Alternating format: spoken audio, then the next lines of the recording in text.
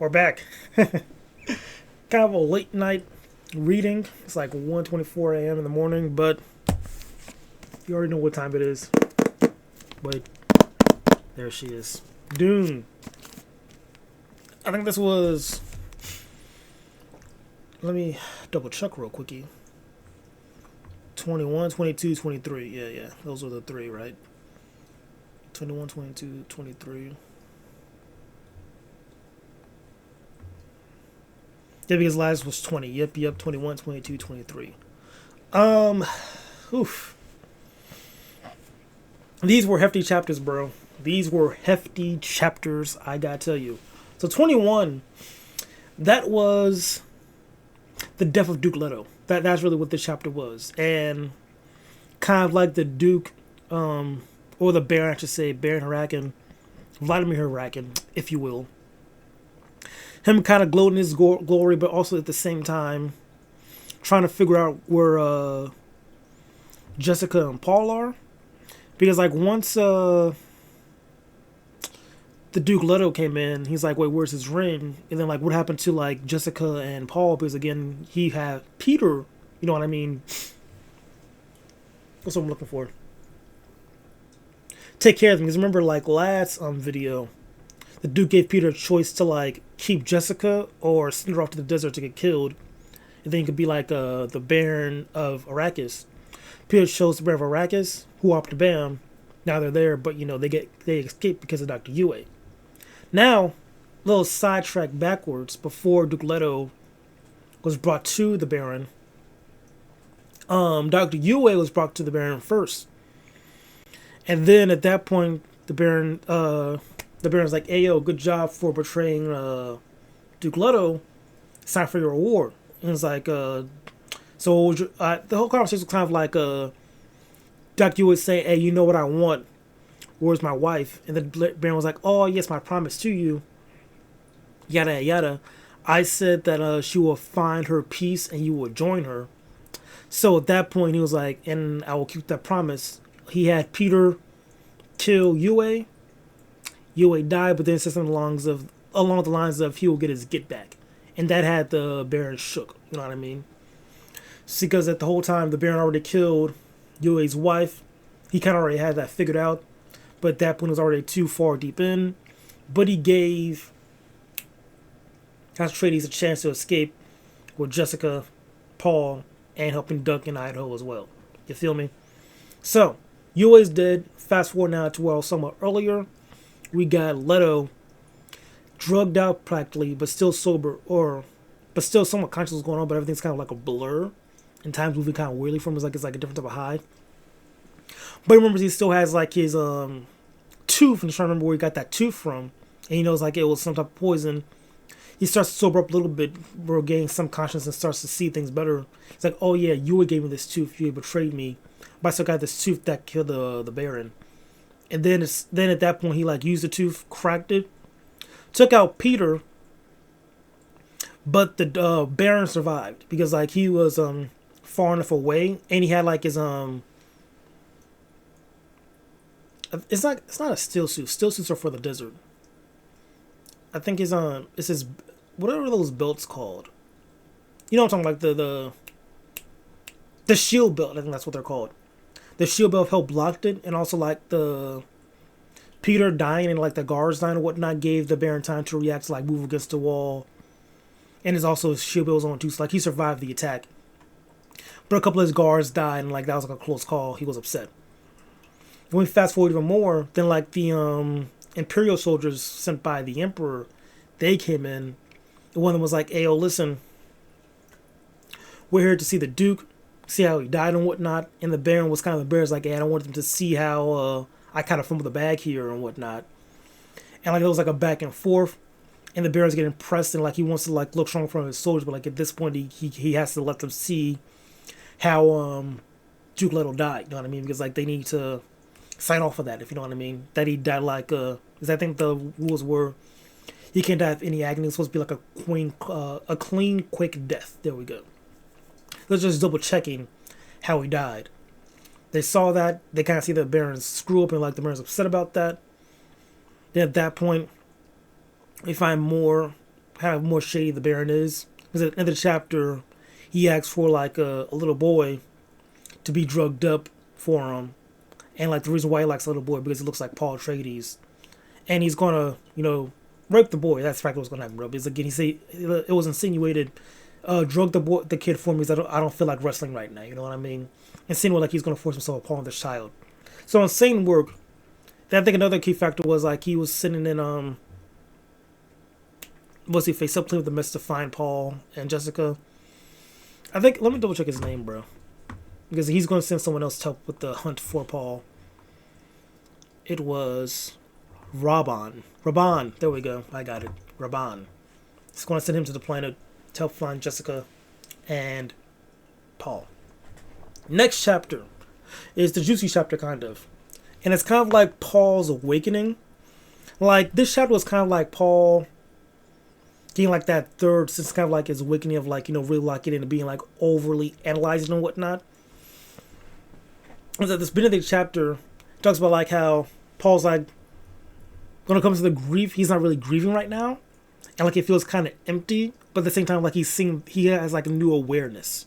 And like he's reading things at a much higher level and like interpreting data at a different level right now. So like there were different signs of it. One being like, he knew Duncan Idaho was coming for them. He's like the way, like the little maneuvers he was doing for the helicopter. It's like, oh, that's Duncan. But his mom didn't pick up on that. And then even like when they're having conversations and whatnot, and then like talking to his mother, like, oh, there's someone controlling the satellites of the planet. And then his mom was like, oh, is it the guild? And then Paul's mom's like, why is she so slow? That's exactly what it says. Like, no, she's kind of slow right now. He's like, no, the Freemen are controlling the satellites to like keep their privacy on the planet. You know what I mean? So stuff like that. So now we have more concepts like the Freemen having more control of the planet's secrecy, and they're trading that control for spice. So they're giving the guild spice. They have more privacy on their planet, but don't know what's going on their planet. So a couple of steps backwards, I can speak. Paul being on the planet, he had like some spice inside of him, like the spice air, and like he kind of got like this little higher where we like he was like seeing the pathways of the future, if you will. It was like a weird way to explain it, but the point was like he was seeing like the futures, and different futures and timelines, and like this one future that was kind of like his fate. Like he was tweaking, like, oh yo, what is going right now? Like this is my fate. I don't like that. Started tweaking out, and then he finds out, or he sees the future. Tells his mom like, and hey, I know you're pregnant with a daughter. And I also know that you're the daughter of Baron Vladimir Hirokin. So I'm the grandchild of the Baron. So I figured that out too. It's like, how did you figure all this out? It's because he had the foresight. Then she said, oh no, he's like the chosen one now. You know what I mean? And Paul's rejecting that, saying, hey yo, I'm not going to be that. I'm going to be something completely different. He says something along the lines of, I'm a seed. And also he says something early in chapter 2, like, oh, I'm going to become a monster if I take this path right here. I'm going to go down. You know what I mean? So that was interesting too. We don't know what Paul's going through right now, like what path he saw. But like right now, there's a path he wants to take. But it's going to probably lead him down to the path of becoming that monster or seed he was talking about. So that's interesting. I can't wait to see how that unfolds. And then there was something else too. No, I think that's it for that chapter, bro. Like it was mainly like Paul's awakening. And, his mother saying that he's getting very cold now. Like he's no longer a child, he's more of a man, but at the same time he feels very cold and precise. You know what I mean? Like very off edge, like kind of robotic, you know what I mean? So that was interesting too, like Paul having like this awakening at the chapter. He's kind of like losing a little bit of his humanity, it seems like, and seeming very cold and calculating and very analytical. Is that a word? We'll use that word too. I like that word. Then there was another part too. There's a lot of things that happen in the chapter. I'm just gonna go off of them. Where he tells his mother about his father and the message his father left for him to tell his mother if his father were to die. Practically saying, hey, yo, listen, I always trusted you. I never distrusted you. And yada, yada, yada. The mother said there was no need, or she practically said in her head, there was no need for you to say that. I always trusted you too. She had her tears. And I think at some point, Paul Shed some tears too, but I forgot the reason why.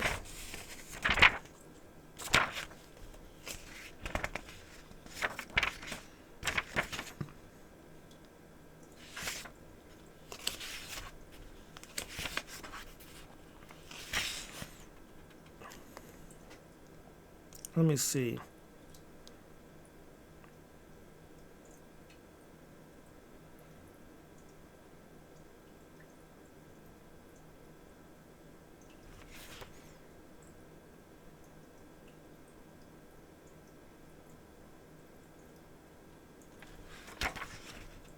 I guess it was after like his mom, he was telling his mom like about the whole desert palace situation. How like they could seek sanctuary with the Freeman to go against the Empire or the Emperor. Let me double check this. I could read it actually. That'll probably be better. TBH. To be honest, it was.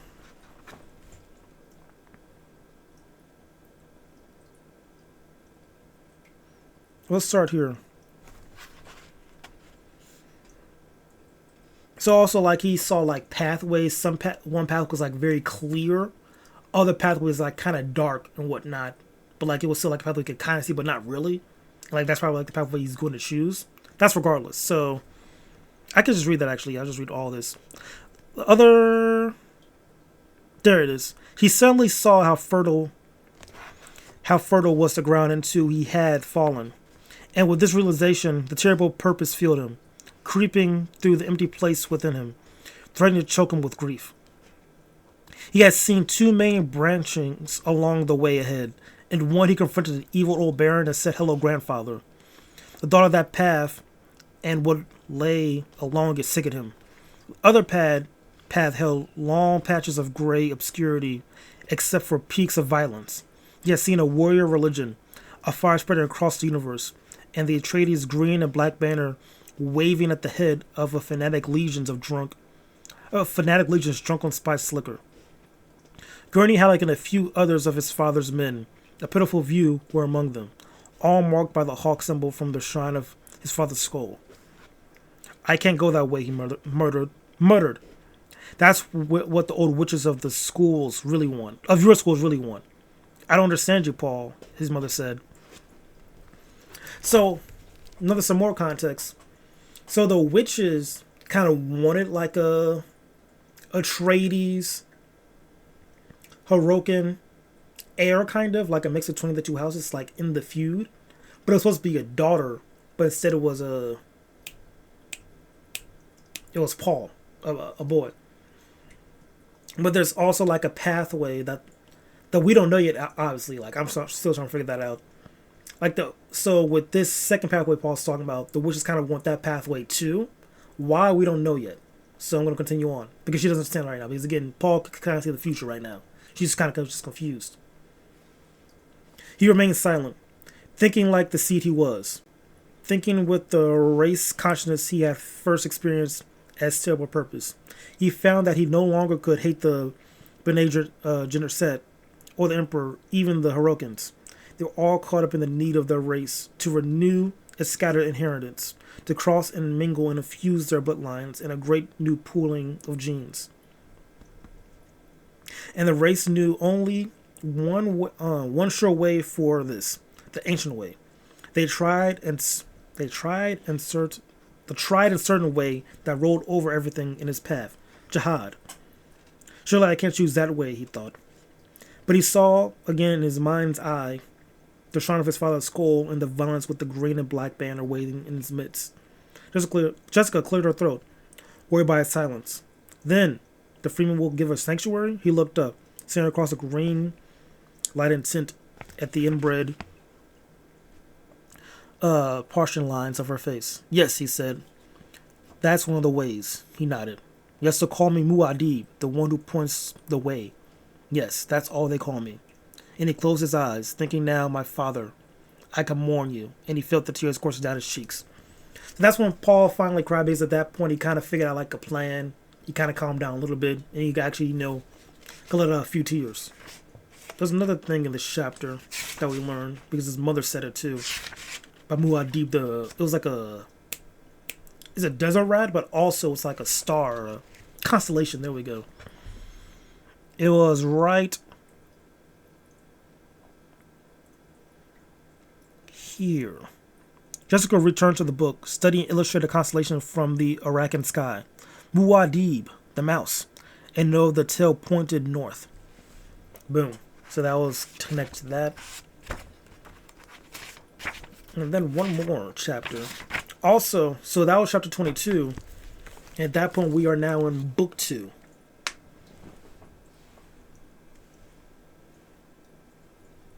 feel like I'm doing this wrong. There we go. Book 2.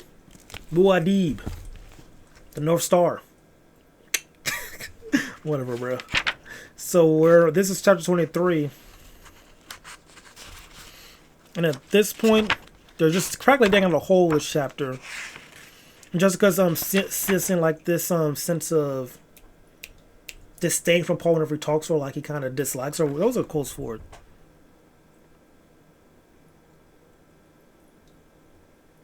It was right.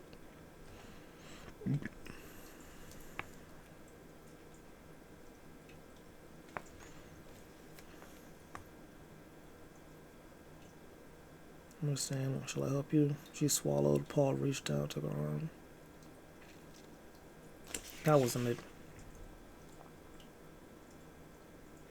It was somewhere.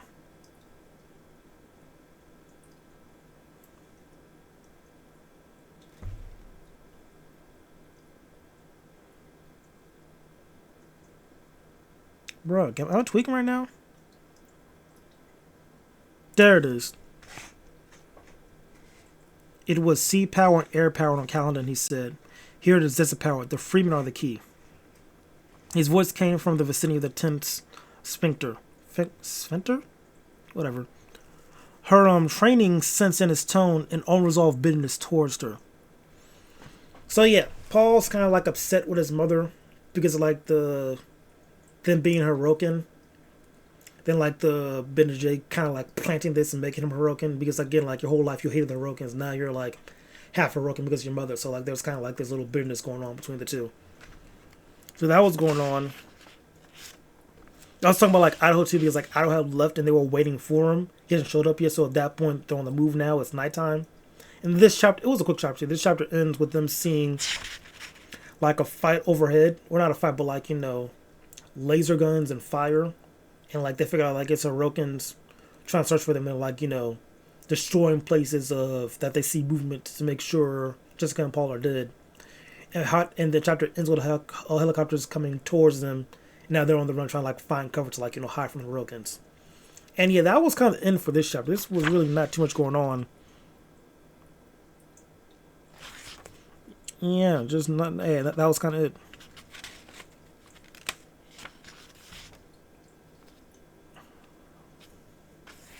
Yep, yeah, that was it. Not bad. So, all in all, pretty good. 3 bunch right there, bro. We're finally in part 2 of the book. Paul, I want to say he's going insane, but kind of knowing what your fate is kind of making him go a little bit on edge, trying to process that. Because again, I think he's like, 15, 16 years old in the book right now. So that's a lot going on. Then him like trying to find a pathway that he deems okay, like, okay, I'm okay with going down this pathway of the future and whatnot. That's kind of cool too. And yeah, I think they mentioned his sister's name too, like Alicia of the Blade, of the Knife, something along the lines too, because I think he, said out his sister's name where he thought of it in his head. And, that's going on too. Yeah, the death of Leto, that was insane. But he took out some people. He took out like Peter, so that was kind of right. The Duke still survived, which is unfortunate. But yeah, that's kind of it for the chapter. I'm kind of excited to see what happens next. Again, I'm really interested, like, would Paul have like this kind of future sight at this point? Like, how is he going to use that throughout the book? Is he going to like, spam it and like use it to his advantage? Like, I don't know, because they say he even said to like, there's like, you can see something's clear, but something's not as clear. Kind of like he said like a shadow behind a mountain or a hill. So some things are kind of hard to see, but some things are kind of easier. So he can't really spam it for real. But it's there though. Like he saw like the grand scheme. There it is. He saw the grand scheme of things, and for one grand scheme pathway, he doesn't like that. So that's something right there. That's something right there for sure. But yeah, that's it for the video, y'all. I yapped enough. I am tired. I got things to do in the morning, do that, so that's gonna suck. But it is what it is, though. I drunk a monster like a fool at freaking, what was it, like 11:30, and now I'm just up for real. So that's not on me. But it is what it is. We got Dune out of it, and we're on part 2, so that's dope. And so that means at this point, we're gonna probably watch Dune part 1 once we get like to the chapter, I think, because Dune part 1 ends with the Paul Freeman duel. And then Dune part 2 ends with him going against his cousin. So yeah, we're gonna watch the movie at some point. Don't forget about that, guys. That is the highlight of this book series. And then at that point, we'll be on Dune Messiah, which is gonna be gas. So yeah, we're halfway done with the book. Boom. So ignore like 25% of this because that's the glossary. So ignore 25% of that book. Some of this. I'll say 15%. Ignore 15% because that's glossary. So we're making good progress. Okay, I'm done yapping now. I gotta get some sleep. I don't know why I'm still up. Yeah, y'all get some nice dreams, okay? Talk to y'all later.